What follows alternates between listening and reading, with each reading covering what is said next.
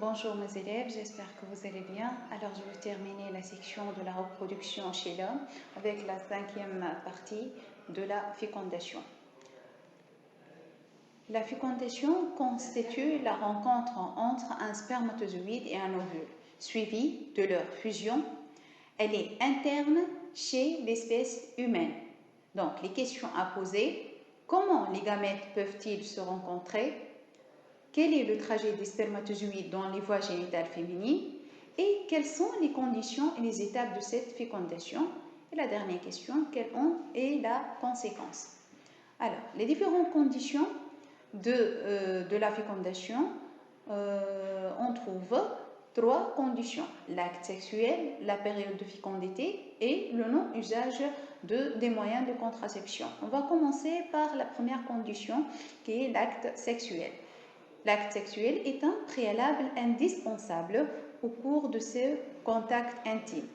L'homme introduit son pénis en érection dans le vagin de la femme afin d'y déposer, après éjaculation, quelques millilitres de sperme.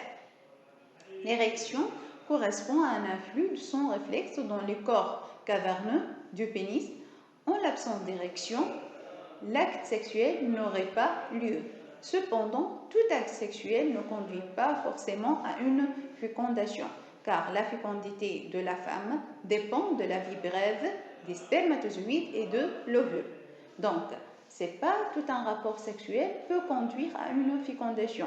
Un rapport sexuel qui se déroule au cours de la période de fécondité peut être ou peut conduire à une naissance. Donc, la deuxième condition, c'est la période de fécondité de la femme.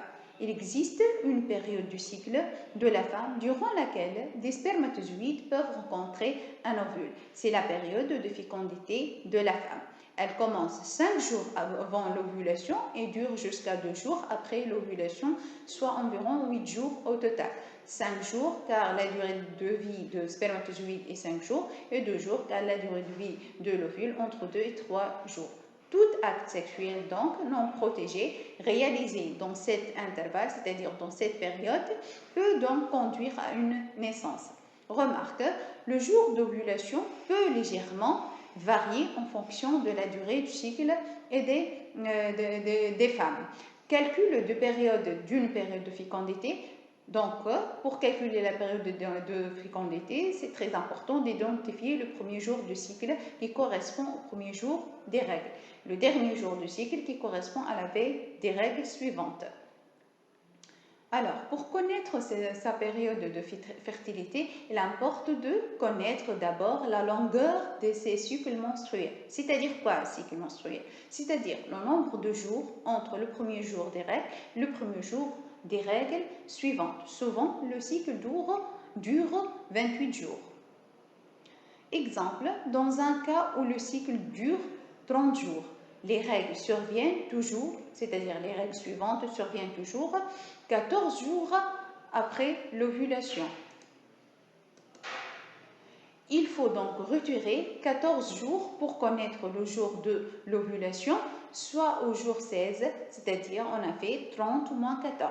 Donc le 16e jour de cycle correspond à la date d'ovulation ou au jour d'ovulation. Donc, et on a dit que la période de fécondité commence 5 jours avant. Donc le jour de commencement de la période de fécondité, ce sera le 11e jour du cycle et elle augmente jusqu'à 2 jours d'ovulation. Donc ce sera 16 plus 2, 18e jour du cycle, ce sera la fin de cette période de fécondité. Troisième condition, c'est le non-usage d'une contraception. On désigne par contraception l'ensemble des moyens qui permettent de contrôler les naissances.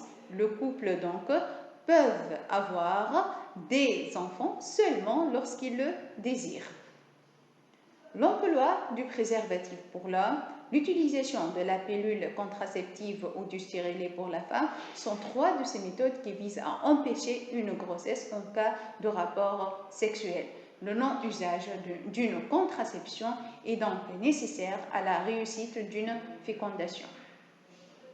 Maintenant, voilà, donc ce schéma présente quelques moyens de contraception, les pilules, les préservatifs.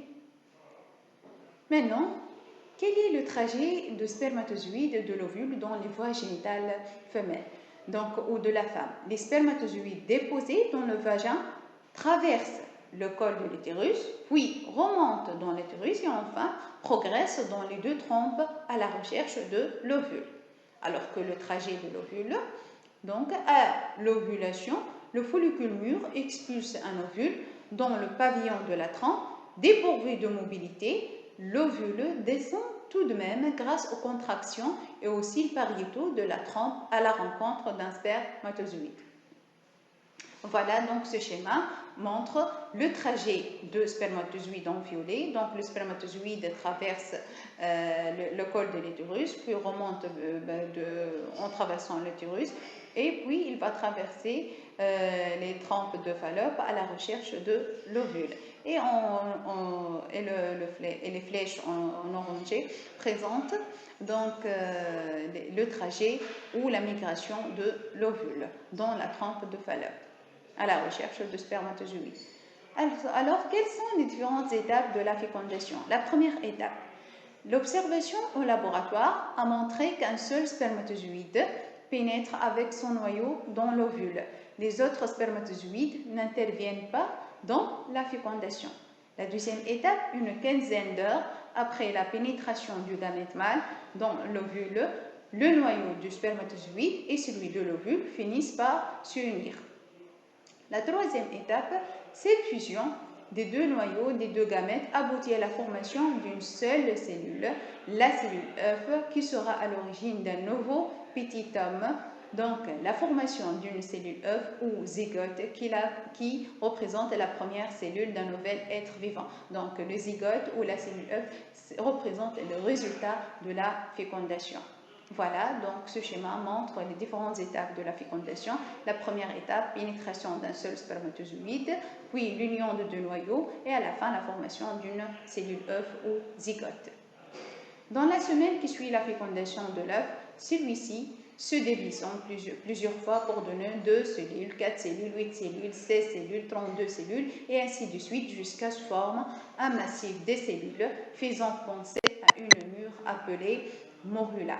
Parallèlement à la division, donc l'œuf va se déplacer grâce aux contractions de la trompe et au battement des cils de sa paroi. Donc il se fixe ensuite dans la paroi de l'utérus. On appelle ça la fixation donc de morula au niveau de l'utérus est appelée nidation. Voilà, donc ce schéma montre donc comment la cellule se divise donc en 2, en 4, en 8, puis 16, jusqu'à la formation d'un morula qui va se fixer à partir à peu près de 7e jour après la fécondation dans l'utérus de la femme. Et on appelle ce phénomène la nidation. Alors, mes élèves, je vous remercie pour votre attention. J'espère que le cours est clair. Alors, à la prochaine vidéo. Au revoir.